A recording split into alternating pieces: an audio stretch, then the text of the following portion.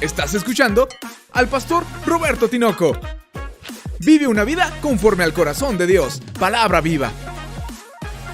Estamos en nuestro tercer mensaje de la nueva serie La Fe.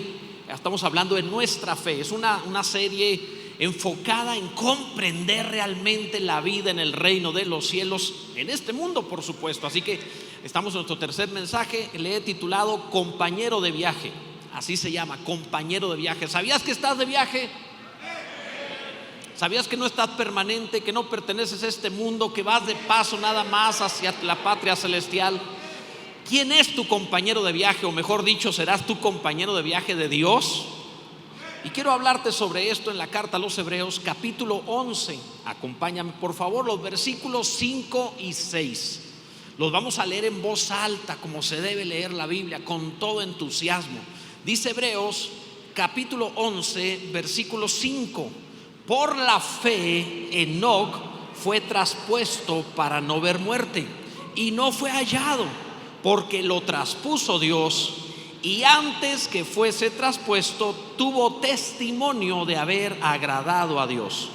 Pero sin fe es imposible agradar a Dios, porque es necesario que el que se acerca a Dios crea que le hay y que es galardonador de los que le buscan. Bendito sea el nombre del Señor.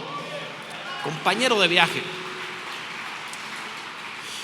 Acerca de viajar, no todos son buenos compañeros de viaje. Entiendo que algunos sean excelentes para compañía de viaje. Por ejemplo, ¿a cuántos hombres les pasa que cuando salen de viaje por carretera, apenas llegan a la primera caseta y ya tu acompañante, tu mujer, se durmió? Levanten su mano. ¿Quién le sucede eso? ¿Sí veo alguna mano levantada? Sí, claro, sí. Rápido. Te van a acompañar para que no te des sueño. No, se duermen, se olvidan del asunto. Si no te quieres dormir, dale el volante a ella, verás. Pero ok, es otra cosa. Pero hay gente que es de buena compañía. Hay gente que no necesariamente, por ejemplo, recordarán esos viajes familiares en donde no solamente iba papá, mamá y los hijos, sino viajes más grandes donde hasta los primos iban todos amontonados. ¿A alguien le tocaron viajes de esas características?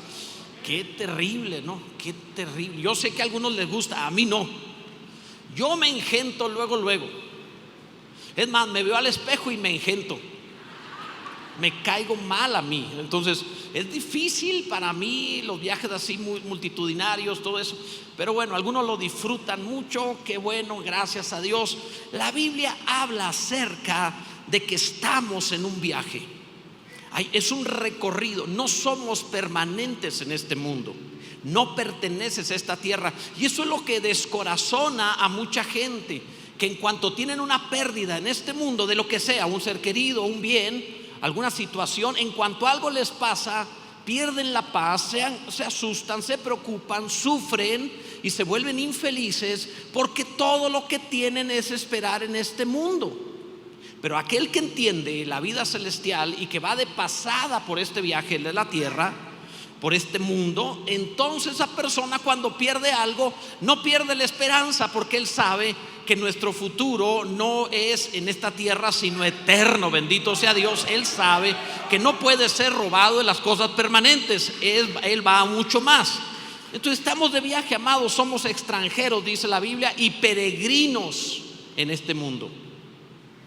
Jesús, al comisionar Jesús a sus discípulos, les dijo: id y haced discípulos a todas las naciones.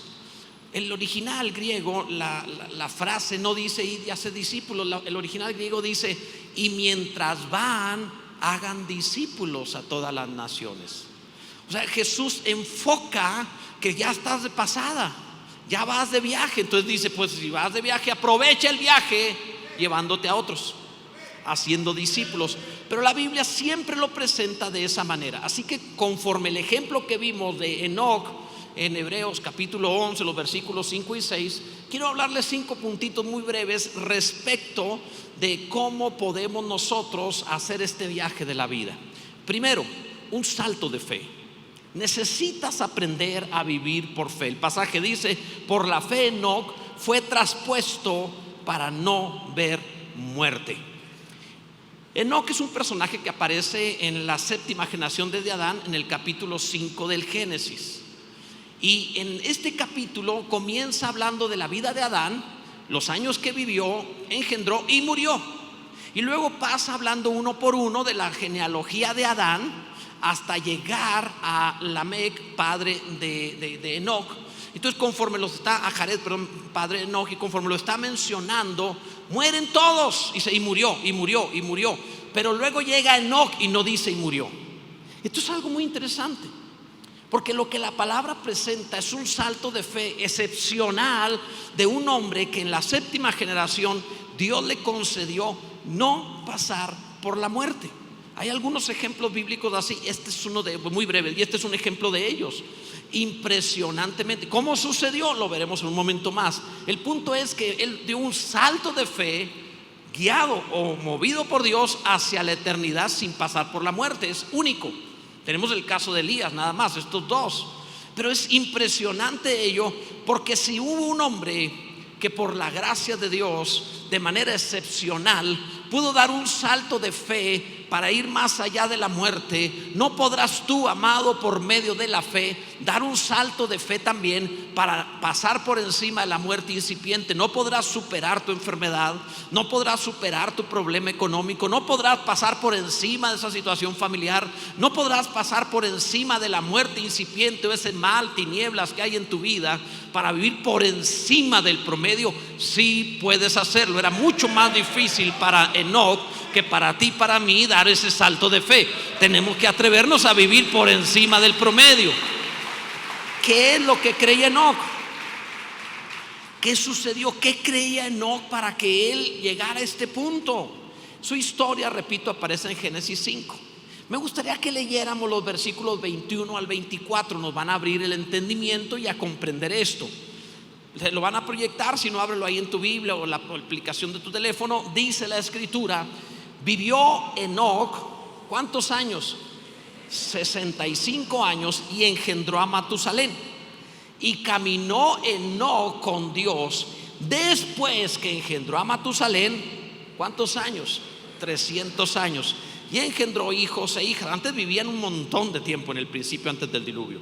Y dice: y fueron todos los días de Enoc 365 años. Caminó pues Enoc con Dios y desapareció porque le llevó Dios. ¿Qué había en Enoc que le hizo empezar a caminar con Dios? Porque el pasaje no dice que caminó con Dios todos los días de su vida. Dice que cuando dio su mujer a luz a Matusalén, el hombre que más tiempo vivió, entonces comenzó él a andar con Dios. Esto es muy significativo. ¿Por qué? Porque el nombre Matusalén significa al morir vendrá aquello, así como dardo, como juicio. Al morir vendrá el juicio. Enoc entendió que iba a pasar un evento extraordinario a la muerte de Matusalén. A la muerte de Matusalén es el diluvio. Por eso es que este hombre es el que más vive de todos los hombres en la historia de la humanidad, porque Dios extendió su misericordia, su oportunidad, su gracia, 1 año, 2, 3, y le extendió la vida al mundo tratando de traerle oportunidad. Bendito sea Dios. Pero este hombre Enoc lo supo, él entendió. Dios le mostró que a la muerte de su hijo Matusalén, quien habría de ser una especie de profecía viviente, vendría el diluvio. Entonces el mismo Enoc se espantó, y ahí él comenzó a caminar con Dios. ¿Y quién no, verdad? Te vas a morir. No, si me porto bien. Yo he visto cómo la gente se consagra cuando está a punto de morirse. Los hospitales llevan mucha gente al cielo. En serio. Porque en cuanto te dicen te va a morir, te pones a cuenta. He visto ateos ponerse a cuenta. Se los he platicado. Un día me invitaron a hablarle la palabra a un ateo que estaba muriendo, al cual yo le había hablado antes y no había querido convertirse. Y cuando yo llegué ahí al hospital, estaba el hombre ya desahuciado, iba a morir en días. Dije, la verdad no me dan ganas de hablarle, mejor ya, sí, hombre, que se pierda, vámonos. O sea, yo le decía a él: no, por favor, pastor, no, ¿para qué? Usted es ateo, mueras así. Obviamente yo estaba poniéndole más sal a la herida, ¿verdad? O sea, estaba provocándole más angustia. Me daban ganas de pararme en la manguerita para que se sintiera que ya iba. Pero ok, el punto es, el punto es, amados, que cuando viene el impacto que Dios le muestra a Enoc, que viene un diluvio, cuando esto sucede en la vida de Enoc y él tiene al hijo que Dios le revela al morir a Matusalén, vendrá el diluvio, un juicio sobre toda la humanidad. Este hombre comienza a caminar con Dios. Nosotros no necesitamos una revelación de muerte para empezar a caminar con Dios. Estamos en este lugar porque queremos una relación con Dios, porque amamos a Dios. No esperaremos a estar en una cama de hospital a punto de morir. Ya ahora, en el nombre de Jesús, por la fe, queremos tener una relación con Dios. Aprendamos, amados, aprendamos de esta gente. En la genética del cuerpo humano existe una memoria histórica que ha ido pasando de generación en generación para sobrevivir los tiempos que vivimos, recordando muchas de las cosas que nuestros antepasados vivieron. El mismo principio de las vacunas, pero generacionalmente. Me imagino yo que si un hombre del 1000, 1500, 2000 años antes de Cristo pudiera estar con nosotros viviendo aquí, se nos muere con todos los microbios que existen, y que él no está preparado ni tiene anticuerpos para ellos, se muere. No te aguanta una semana, porque no tiene toda esa memoria genética que tú y yo tenemos. Los resfríos que te tiran un ratito a ti nada más, bueno, es distinto al hombre y la mujer, ¿verdad? Es distinto. Todo hombre sabe que un resfrío es como un parto para ella, o sea, todo hombre lo sabe.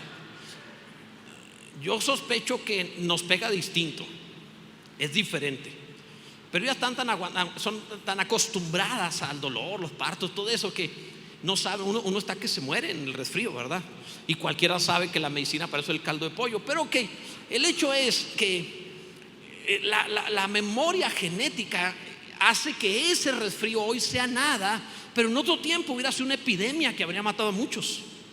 Entonces, esto que sucede en nuestro cuerpo, en esta memoria que tenemos, también sucede y debe suceder en el espíritu de los creyentes, recordando lo que los hombres y mujeres de fe vivieron. Si hubo gente capaz de cambiar su vida, un Enoc, 65 años viviendo su vida, recibe el entendimiento y consagra su vida para hacer la voluntad de Dios. Tengamos una memoria genética de los héroes de la fe para que nosotros también hagamos eso y maravillas en el nombre de Cristo Jesús. Alguien debe decir amén. En segundo lugar, el poder de desaparecer. ¿A qué me refiero con eso? A lo que viene en la segunda parte del versículo 5. Y no fue hallado porque lo traspuso Dios. Los años de Enoc fueron 365, lo que marca un año por cada día del año, por así decirlo. Es como si fuera el ciclo perfecto de vida. Él fue la séptima generación desde Adán, como el ciclo perfecto de generaciones. La idea de esto es presentarte que cuando caminas para Dios, cuando dedicas tu vida a Dios, vas a tener el ciclo completo de tu vida. No te vas a terminar los años pensando que todavía te falta. La mayoría de la gente cuando va a morir está pensando: me faltó hacer esto, no logré hacer lo otro, me quedé con ganas de tal cosa. Un día, acompañando a un hombre de más de 80 años a punto de morir, le preguntaba al respecto de su vida y dijo: me arrepiento no de lo que hice, sino, porque eso ya se había pedido perdón, sino de lo que no hice, haciendo referencia a un montón de cosas por completar que no hizo en la vida. Evidentemente se trataba de alguien que no estuvo viviendo conforme a propósito, sino habría completado el propósito, los días de su vida, por decirlo así. Es decir, como el apóstol Pablo, que dice: he acabado la carrera, he guardado la fe. Imagínate terminar tus días diciendo: ya terminé. Oye, pero todavía estás vivo. Pues sí, sigo vivo, pero es tiempo extra porque ya terminé todo lo que Dios me encargó. Bendito sea el nombre del Señor. Así se debe vivir. Enoc nos muestra esta verdad, y no el vivir de una manera avergonzándose. Él dice que desapareció porque Dios lo traspuso, lo llevó del lugar, lo sacó de la tierra. Desapareció. Nosotros no vamos a tener esa experiencia salvo el arrebatamiento de los santos. Ahorita te hablaré de eso. Pero si no tuviésemos una experiencia así, si simplemente fuéramos a morir, podemos tener una aplicación a nuestra vida mientras vivimos, porque también deseamos ya no ser vistos. Te lo explico.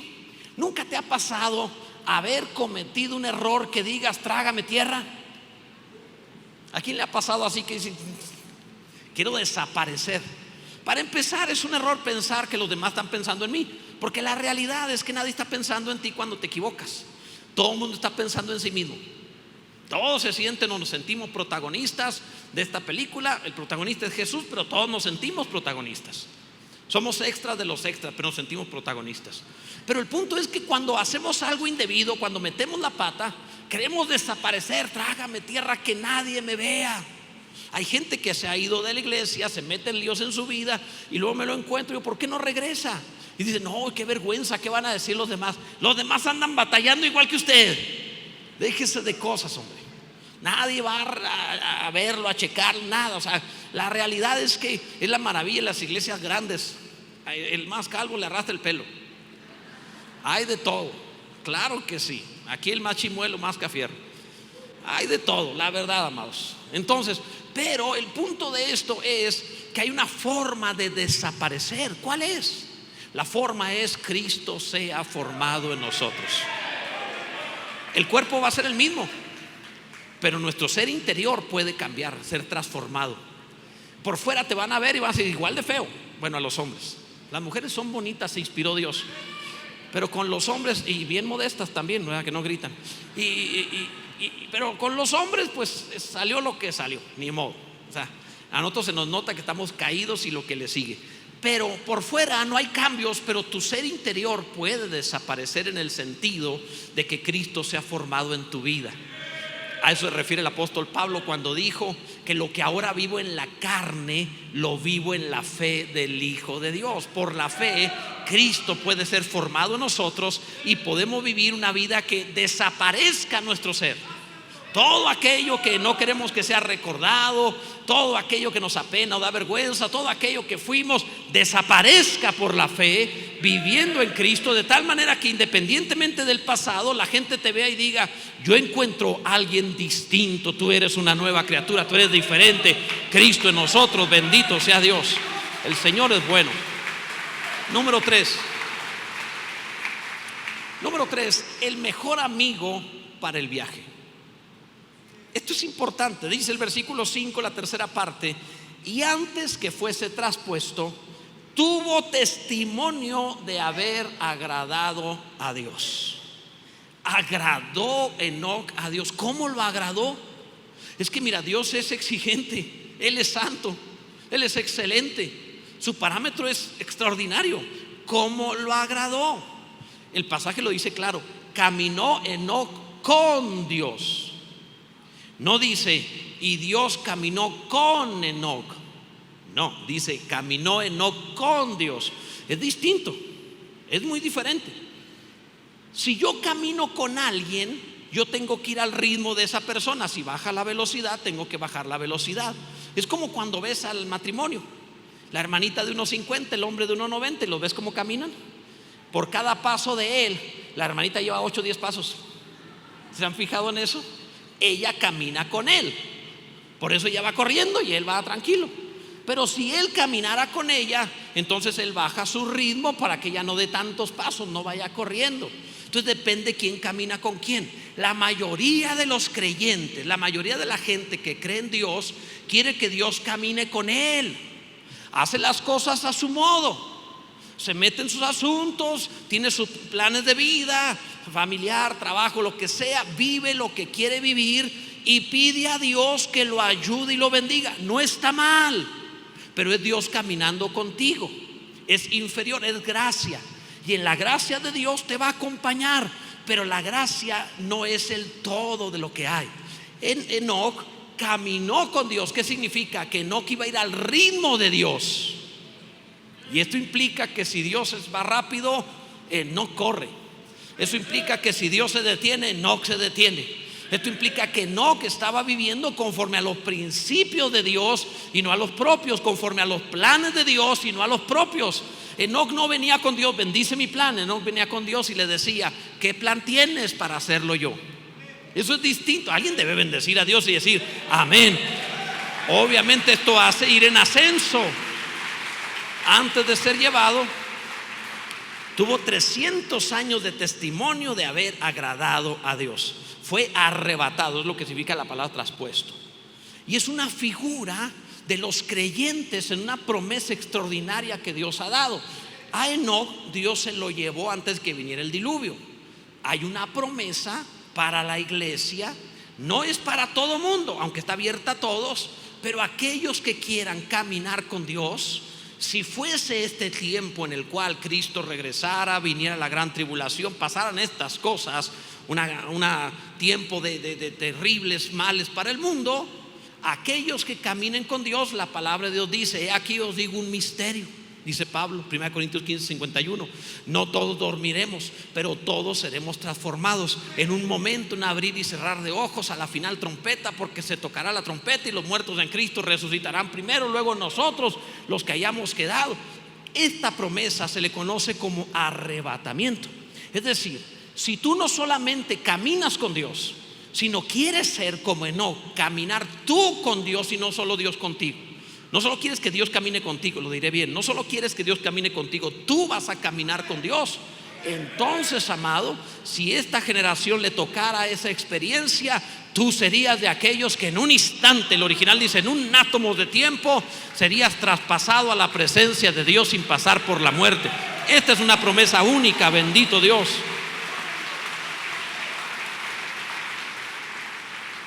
Pastor, ¿y el resto? Pues como Noé, a pasar por el diluvio, a pasar por la tribulación. Ahí no la cuentan. No creo que sea muy fácil estar un año en una balsa con una sola ventana y lleno de animales por dentro. Yo digo, ahí hasta el más civilizado se vuelve animal. O sea, está grave el asunto vivir así. Pero bueno, en fin, él representa, en el caso de Noé, a aquellos que habrán de pasar todo ese tiempo de juicio, tribulación en el mundo. Ahora, esto es evidentemente es una alegoría bíblica para explicarte una verdad, una promesa más alta. Pero hay una forma de explicarlo bien sencillo. Le preguntaron a un niño en una escuela dominical, a un niño pequeño de 4 o 5 años: ¿qué crees que fue lo que sucedió con Enoc? Cuando leyeron este versículo. Y el niño lo explicó muy fácil. Dijo él, ya ves la sabiduría infantil. Yo creo, dijo el niño, que un día iba Enoc caminando con Dios y se apartaron tanto que Dios le dijo: oye, ya estamos más cerca de mi casa que de la tuya, ¿por qué no te quedas conmigo? Es extraordinaria esa respuesta. Vivir de tal manera que el cielo te reclame. Bendito Dios. Número 4. No hay amistad en la desconfianza. Esto es básico para la relación con Dios. Dice el versículo 6, la primera parte: pero sin fe es imposible agradar a Dios. Enoc caminó con Dios porque confiaba en Dios. Tú no vas con alguien con quien no confías. A ver, súbete a un auto y desconfía del piloto a ver si es cierto que te duermes. No puedes. O sea, tienes que tener confianza. Esto es lo que significa: sin fe es imposible agradar a Dios. Sin confianza desagrada a Dios. ¿A qué nos referimos con esto? Si Enoc hubiera sido un hombre quejumbroso, ansioso, desesperado, preocupado, siempre pensando: mira cómo está el mundo, mira cómo se ponen las cosas, y cada día está terrible, y pensando en cómo pago esto y cómo resuelvo tal asunto familiar, 1000 asuntos de este mundo. Si él hubiera estado de esa forma, él no estaría confiando en Dios. Porque la traducción, la forma de entender la falta de fe o incredulidad se llama preocupación, se llama temor, se llama ansiedad. Es poner los pensamientos en el problema, poner la fe en el problema, poner la fe en el mal. Desconfía de Dios.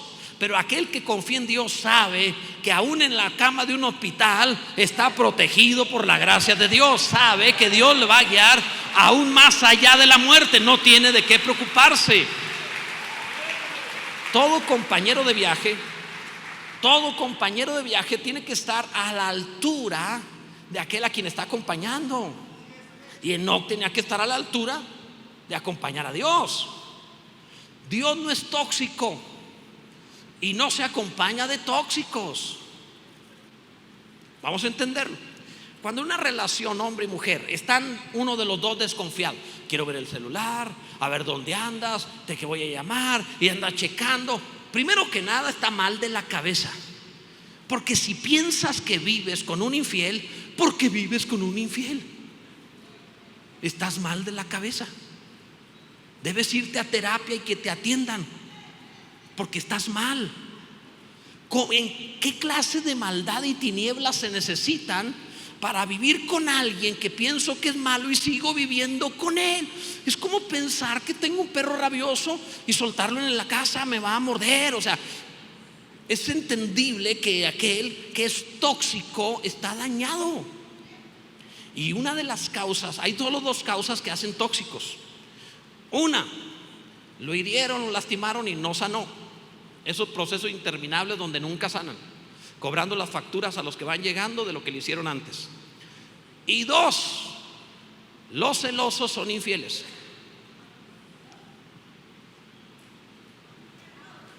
Porque él sabe cómo se porta y piensa que el otro se va a portar igual. Los celosos son infieles. Los ladrones ponen más aldabas y alarmas en su casa. Los mentirosos dicen que todos mienten. Los asesinos se cuidan de todo el mundo, andan viendo sobre su hombro. Y los infieles son celosos. Dios no es tóxico, no es infiel, no es desleal, no está lastimado. Él no es tóxico. Todo el que se acerca a Dios debe primero tener fe. Sin fe es imposible agradar a Dios. Si no confías en Él, no eres compañero de viaje de Dios. Pastor, yo sí confío. Todos creen, pero confiar en Dios significa no te preocupas por nada, porque vas al lado de aquel que todo lo puede. Bendito sea el nombre del Señor. Dios es bueno. Número 5. Hay dos requisitos para acompañar a Dios en el viaje. Uno de ellos va ligado a lo que acabamos de decir. Dos requisitos que te dice este pasaje. Dice el versículo 6, la segunda parte, porque es necesario.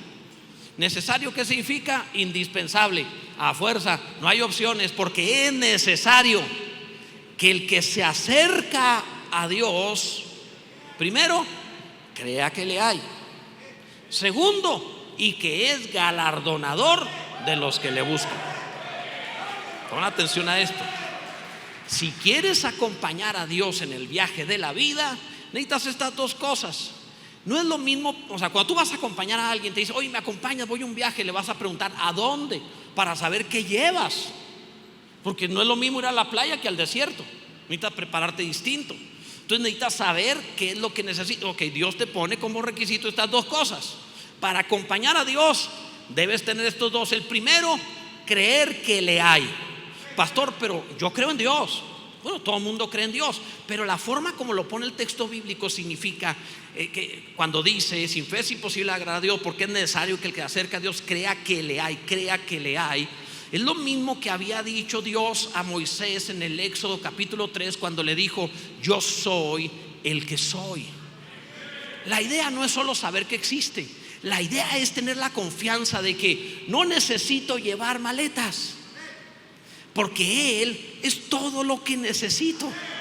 En el viaje de la vida no necesito tener apegos ni a cosas ni a personas, porque voy con el Señor y en Él estoy completo. Bendito sea el nombre del Señor. En Él estoy, sé que Él está a cargo de la vida. Alguno debe adorar a Dios mejor que eso y darle honor y gloria. Lo primero es saber que Él es todo lo que necesitas. Él es. No hagas maletas. Con Dios no tengas apegos. Pero el segundo requisito es para acompañar a Dios es creer que es galardonador de los que le buscan. Ok, primero tienes que buscarle. La gente apática, la gente indiferente, la gente que no le importa, la gente que dice que Dios venga acá donde yo estoy, no tengo que congregarme, no tengo que hacer nada. Olvídalo, no. Es aquellos que le buscan. Oye, pero ya ahora te digo uno de los secretos que hacía mi generación de adolescentes en el Señor. Como adolescentes terminaba el servicio y nos juntamos un grupo de 10 más o menos y le decíamos, pastor, nos deja quedarnos en la iglesia a orar. Y nos quedábamos después de los servicios, no de cuando en cuando, muchas veces a orar toda la tarde, la noche, hasta el otro día, o nos íbamos de madrugada, y eso lo hacíamos constantemente. Ese grupo de adolescentes, somos un montón de ministros. Ahí en esos momentos de búsqueda de Dios, estoy seguro que ahí el Señor dijo: venga muchacho, venga para acá, este me sirve. Porque es gente que estuvimos dispuestos a dar el extra que el resto de los demás. Queríamos más de Dios y Él estaba disponible, bendito sea Dios. Lo primero debes buscarle, claro, sin apatía, sin indiferencia. Algunos es apático, está en las alabanzas y está diciendo: oh, esa canción otra vez ni me gusta. O todavía están cantando, ahorita llegamos. O sea, no seas grosero. Eso no se le hace a Dios. No seas grosero, es un insulto. Eso no es ligero, es una grosería. Créeme que no vas a recibir verdaderamente la gracia y la unción de la palabra de Dios que deberías recibir al haber tenido la actitud de: no, yo llego después. Amado, no hagas eso con Dios. Con Dios es antes de. ¿Sabes qué hacíamos de ese grupo que te decía? Una de las cosas que hacíamos es que los servicios del domingo, nosotros no estábamos, yo no estaba en la alabanza, uno de ellos sí, pero los demás no. Pero nos juntábamos los jueves a practicar el servicio. Literal. Nos reuníamos un montón de creyentes a practicar el servicio del domingo. No es que nos reuníamos a adorar o a hacer, no decíamos: aquí vamos a cantar así, hoy está desafinado, hermano, haga así. O sea, nos juntábamos a practicar para que el domingo le trajéramos lo mejor. Amado, Él no pasa nada desapercibido, te lo aseguro. Entonces, buscarle. Y obviamente dice el pasaje: debes buscarle creyendo que es galardonador de los que le buscan. Hay quienes buscan a Dios pensando que Dios es mezquino, que Dios te va a traer sufriendo, que su voluntad para ti va a ser muy dura y difícil. El apóstol Pablo dice: renueva tu mente para que comprendas que la voluntad de Dios es buena, es agradable y es perfecta. No te va a traer sufriendo, es agradable la voluntad que tiene para ti. ¿Qué significa esto?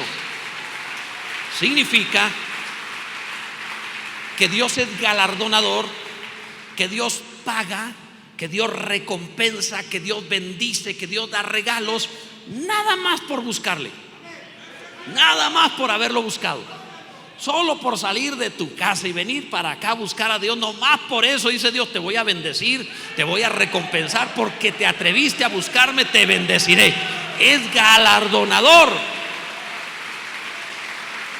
Y en esto debes entender que Dios es galardonador de verdad. Déjame te cuento una historia que nos ayuda a entenderlo. En cierta ocasión tenía una agencia de publicidad y un socio. Como socios fuimos con un cliente importante, le presentamos una campaña de publicidad, y cuando le dijimos el precio de lo que íbamos a cobrar, era una cantidad interesante, él se fue para atrás y dijo: ¿por qué tanto? Y el socio que tenía era muy bueno para hablar antes de tiempo, y habló rápido y dijo: es que según el sapo es la pedrada. Yo dije: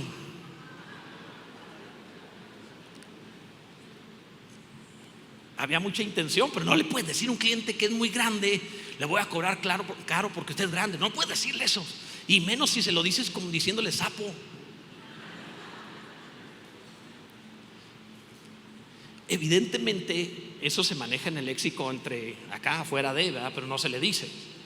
Pero lo normal era que no presentas lo mismo y no esperas recibir lo mismo dependiendo a quién vas. Si vas a un cliente pequeño que a duras penas tenía publicidad, pues con que pagara la publicidad a los medios y te diera a ti un porcentaje era más que suficiente como para todavía cobrarle diseño. No tiene con qué, era obvio. Pero alguien que tiene realmente algo nacional y que maneja toda clase de medios, evidentemente se le prepara algo de más calidad y se le puede cobrar mucho más, porque ese es el nivel de ese cliente y lo quieres manejar al nivel que tiene. De hecho, es grosero regalarle, escúchate, te va a hacer raro, a un gigante, a un emporio de negocios. Es una grosería venir y decir: no se lo cobro, se lo doy. O sea, porque no es cualquiera. Es como si vas a un buffet de abogados y cuando le preguntas: ¿y cuánto me va a costar? Dice: no, se lo regalo. Tú te quedas pensando: ha de ser malo, mejor no sirve. Pero dices: es tanto, ha de ser muy bueno porque cobra bien. Igual pasa con los médicos. No estoy diciendo que siempre sea así, pero a veces pasa. Vas con el médico y el médico te dice lo mismo. ¿Cuánto hace? Tanto. Wow, ha de ser una eminencia, ¿no? Como cobra, así cobra como... Porque obviamente la gente grande se valora a lo grande. Ok, no te estoy hablando de un ser humano, te estoy hablando de Dios. Él es galardonador de los que le buscan. Ok, déjame explicártelo de otra manera. Un día iba Alejandro Magno con su ejército entrando a una ciudad y lo estaban celebrando por cuanto habían ganado habían conquistado otra tierra. Y cuando van entrando entre flores y cosas que le aventaban, se acerca un pordiosero solicitando una moneda a Alejandro Magno. Alejandro Magno agarró una bolsita con monedas de plata y se lo entregó, que era una pequeña fortuna, podía comprarse una casa con eso. Se lo entregó. Y uno de los generales que traía Alejandro Magno le dijo: general, es demasiado para un pordiosero. Alejandro Magno dijo: es mucho para un pordiosero, pero es muy poco para Alejandro Magno. ¿Entiendes esto? Cuando se trata de Dios y te dice: si me buscas, yo recompenso, yo soy galardonador. Se trata de Dios. Olvídate de pensar que la escasez es humildad, que te va a santificar sufriendo, que la vida tiene que ser terrible. El evangelio de Jesucristo es que vino a darte vida y vida en abundancia. No es el de José Alfredo Jiménez, es el de Jesucristo. Él recompensa, Él galardona a los que le buscan. Bendito sea Dios. Y mientras no te llame al martirio, no tienes que pasar por allí, que son excepcionales. Entonces, amado, esto es lo que está diciendo: yo te voy a recompensar, te voy a pagar bien, nada más por buscarme. Te voy a bendecir solo porque quieres mi compañía. Si eres mi compañero de viaje, conmigo no traigas maletas, yo me encargo de todo lo que requieras. No traigas dinero, yo me encargo de todo lo que requieras. No te preocupes por nada, yo me encargo de todo lo que haga falta. Con Dios, Él le dijo a Abraham: yo soy el Todopoderoso, anda delante de mí, sé perfecto. Eso hace nuestro Dios, bendito sea su nombre. O sea, Él bendice. Mira, cuando alguien se va a acampar, por ejemplo, si va a acampar mucho tiempo, pues una de las cosas que no faltan cuando se acampa mucho tiempo es la carne seca, ¿verdad? Sabemos de algunos que acampan, si los que saben acampar, si dicen carne seca, por aquí las dudas, ¿verdad? Si es mucho tiempo, hay que llevar, es un clásico, tienes que llevarlo. Con Dios, Él te va a decir carne seca. Yo llevo vacas conmigo, o sea, no. Me traigo las vacas, las tortillas y la salsa. No te preocupes, no vas a necesitar nada. Con Dios la vida es muy distinta. Te da sabiduría, te santifica, te dedica a un propósito más alto. Él pelea tus batallas, te ayuda en la vida a salir adelante, cuida tus rebaños, tu familia, tu vida. Amado, ¿sabes que te estoy hablando de Dios? Él es galardonador de los que le buscan. Bendito sea Dios. Hasta ahí debo terminar. Dios es bueno. Ponte en pie, por favor. Este es un llamado a los que realmente desean acompañar a Dios en el viaje de la vida. Primero, aquellos que no lo han empezado todavía. No digo que no creas en Dios, sí crees en Dios, pero has vivido tu vida sin dedicársela a Dios. Debes empezar hoy. No puedes esperar a mañana. Te aseguro que si la motivación de este mensaje hoy no te hace hacerlo hoy, esperar a mañana menos lo hará. Hoy toma esa decisión. Quiero invitar a aquellos que hoy tomen la decisión de comenzar a acompañar a Dios en el viaje de la vida. Primero, que levanten su mano donde se encuentre. Levanta tu mano ahí. Si nunca lo habías hecho y lo vas a hacer por primera vez, muy bien, por primera vez. Bien, veo algunas manos levantadas. Bien, los de primera vez que tú le dices a Dios: sí, ok, yo he vivido mi vida como he querido, ahora quiero hacer la voluntad de Dios. Bien, qué bueno. Sí, hay muchas manos levantadas, qué bueno. Bien, amados ustedes que levantaron su mano, permítanme orar por ustedes. Yo sé, y puedes decir, ¿qué más tengo que hacer? Te voy a invitar a que pases acá al frente para orar por ti. No va a salir en cámara ni nada, pero quiero orar contigo. Y tú podrías pensar que no hace falta que pases, que qué vergüenza. ¿Te acuerdas que te dije que debes buscarlo?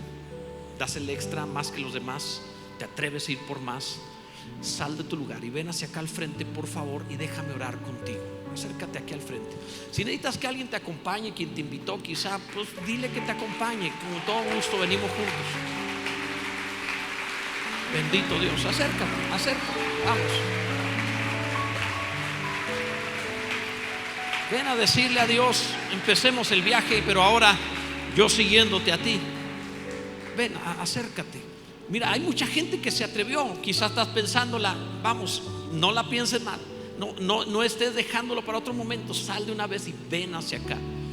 ¿Y qué si tu historia cambia a partir de hoy?